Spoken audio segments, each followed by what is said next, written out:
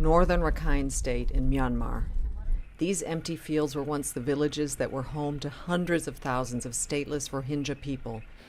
Now they are refugees in Bangladesh, facing an uncertain future.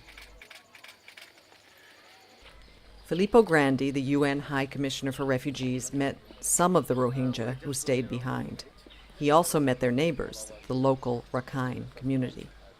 In their day-to-day lives, people have some very basic needs that the present situation doesn't allow them to fulfill. I'm talking about the Rohingya, the Muslim community in northern Rakhine.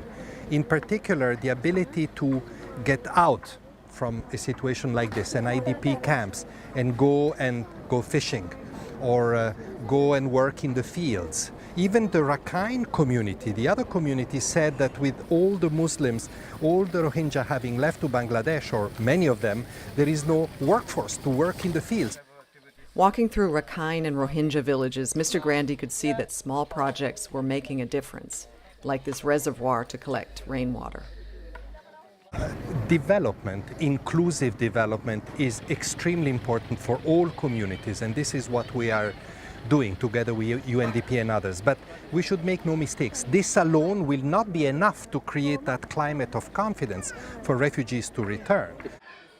In Sitwe, in central Rakhine State, Mr. Grandi also visited grim camps for 128,000 Rohingya people displaced here since 2012. The camps are segregated from other communities, and restrictions limit their movement and ability to work. The people said that they longed to farm or fish and to have a meaningful prospect of citizenship. And after enduring these conditions for 7 years, they most want to return home, a sentiment all displaced people he met expressed.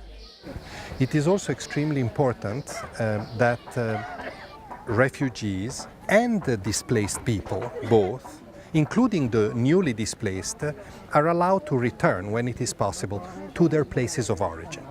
And if they go to a different place, it has to be a place of their choice. Meanwhile, insecurity is a big concern, with thousands of Rakhine people also now displaced. Here at this Buddhist monastery, some found sanctuary after fleeing recent clashes. They made a plea for peace and to return home. The strongest messages I receive from them is, please convey to all those concerned that fighting has to end, civilians need to be spared by all parties, and conditions need to be created for us to return home. We want to return home as quickly as possible.